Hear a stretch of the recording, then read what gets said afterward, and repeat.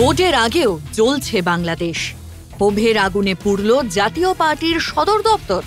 বছর ঘুরতেও একই পরিস্থিতি প্রতিবেশী দেশে। বছর ঘুরেও বদলায়নি পরিস্থিতি।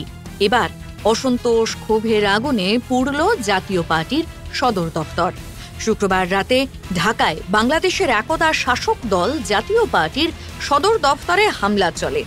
দু দলের কর্মীদের মধ্যে দফায় দফায় সংঘর্ষ, ভাঙচুর হয়, আগুনও লাগিয়ে দেওয়া হয়।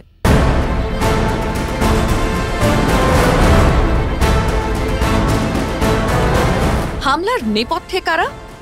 সূত্রের খবর, কাকরাইলে জাপা কার্যালয়ের সামনে দিয়ে অন্তর্বর্তী সরকার ঘনিষ্ঠ রাজনৈতিক দল গণ অধিকার পরিষদের একটি মিছিল যাচ্ছিল। সেই মিছিল থেকে কিছু নেতা কর্মী জাপার কার্যালয়ে হামলা চালায় এবং আগুনও লাগায়। পুলিশ এসে পরিস্থিতি সামাল দেয়। কেন সংঘর্ষ, ক্ষোভের সঞ্চার?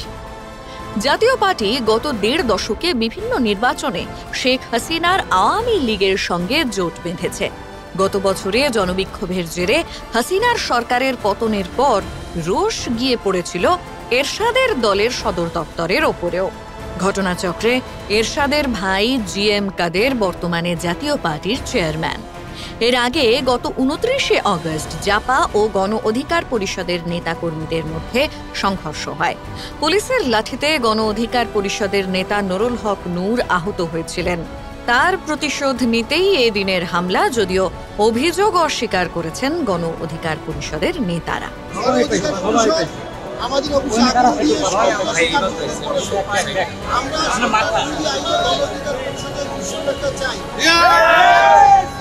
আমরা মনে করি এই দলটি রাজনীতি করার অধিকার হারিয়ে ফেলছে। আমাদের যে আরপিও আছে, আরপিও অনুযায়ী এই দলকে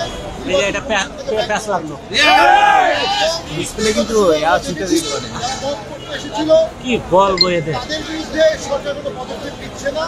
যারা মবের ভিকটিম হচ্ছে তাদের বিরুদ্ধে তদন্ত হচ্ছে, তাদেরকে অ্যারেস্ট করা হচ্ছে। আমরা এই অবস্থার পরিত্রাণ চাই। রাষ্ট্র সরকার আজকে ঠিক ধরে গেছে, রাষ্ট্র সরকার ব্যর্থ হচ্ছে নাগরিকের অধিকার রক্ষা করতে। আমরা এই পুরো ঘটনার বিচার বিভাগীয় তদন্ত দোষী ব্যক্তিদেরকে ২৪ ঘন্টার মধ্যে অ্যারেস্ট না করলে আমরা দেশব্যাপী দুর্বার আন্দোলন করে দিচ্ছি।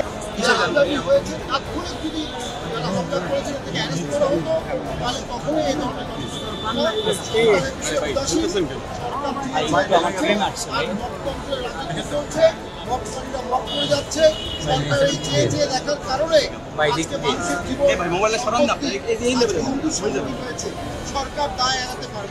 ঘন ঘন এ ধরনের সংঘর্ষে প্রশ্ন উঠছেই, পালা বদলের পরও কেন ক্ষোভ, সংঘর্ষ?